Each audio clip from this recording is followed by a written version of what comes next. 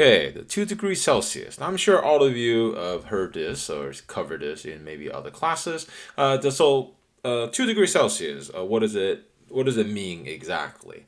And so this comes from the IPCC report, which we'll take a look at briefly. But 2 degrees Celsius means that we must prevent the average global temperature, right, to not increase 2 degrees Celsius over, and this is important, over the pre-industrial average temperature. Okay, and the reason why I'm saying, the reason why I'm emphasizing this is just based on my own personal survey that I think a lot of people most people that I've spoken to, tend to think that when they see the 2 degrees Celsius, they think that it is talking about temperature increase compared to today. Now that really makes the situation sound a lot more optimistic than it actually is. What do I mean by that? So here again, let's take a look at this graph again. So really, the IPCC report says that if we allow temperature increase to 2 degrees Celsius above the pre-industrial level, then that is when we will experience a dramatic climate change impact, right? And now, 2 degrees Celsius. So here, looking at this graph, right, and here's today, here is today, and here is the pre-industrial temperature. We're already 1 degree Celsius above the pre-industrial temperature. And so I think, just my own personal opinion, I think this 2 degrees Celsius is actually quite misleading because we don't have 2 degrees Celsius to go. Right?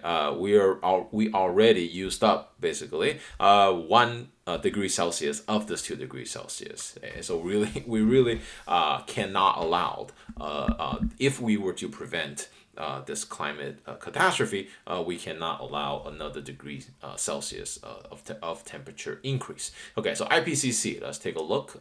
Let's take a look at their work. Now, IPCC, the Intergovernmental Panel on Climate Change. They're part of the UN, and they're, like I mentioned, basically the gold standard of climate change science. Now, their primary activity is to produce these assessment report, and this is where the 2 degrees Celsius number came from. And we're at a very exciting time because they have just recently finished their sixth assessment report. Now, everything else that I'm about to talk about and show you is I selected different parts from the report to present. But this report is very accessible. Right? They're designed for policymakers and bureaucrats. So they are not the brightest group of people, so they have to keep things very simple. I recommend all of you to kind of, when you get a chance, to go ahead and take a look. There's a lot of digestible graphs and figures, and it will really help you piece the everything together and the scope of what we're dealing with here. All right, now, so let's go ahead and take a look at what this report has to offer. So one of the major component of the IPCC report, right, is model simulations. Right? And so what we're interested in is the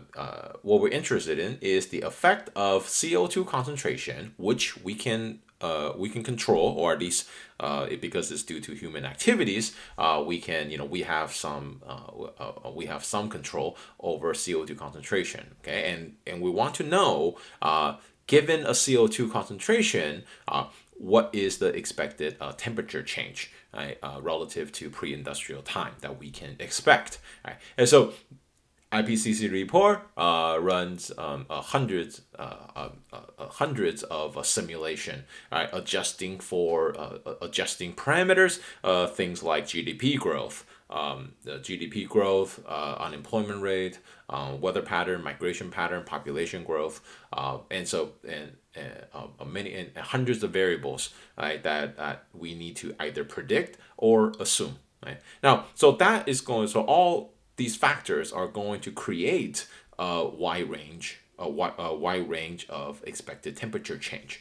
And so here we have this black, so focus here should be the black bar, right? So out of all the hundreds of simulations, right, this black bar represents the 95% of all the simulations that's in the IPCC report. And so here, so let's take a look here, for example, the 450 parts per million. So what this is saying is if we are able to stabilize the CO2 concentration at 450 parts per million, then we can expect a temperature increase anywhere from 1 degree Celsius all the way to 3.8 degree Celsius. Right? If we were able to, or if we are to stabilize the CO2 concentration at 550 parts per million instead, then we can expect a temperature increase anywhere from 1.5 degrees Celsius all the way to 4.6 degrees Celsius.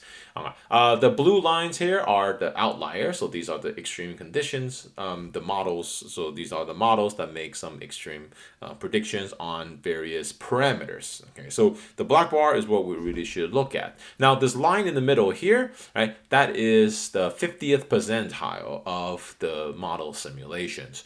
And so we can say that, so by looking at the line, let's again come back here, we can say that 50% of the model simulations predict the temperature increase below 2 degrees, and here 50% of the model simulations above predict the temperature increase of above 2 degrees Celsius. Now, I want to add a couple notes here, right?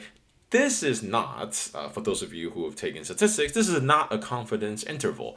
Right? This is not a probability statement. Because remember, these are just model simulations, and the IPCC does not attempt to make a probability statement on the likelihood of these parameters. So they're not accurate because, well, we're making a lot of assumptions and nobody really know what the future is. But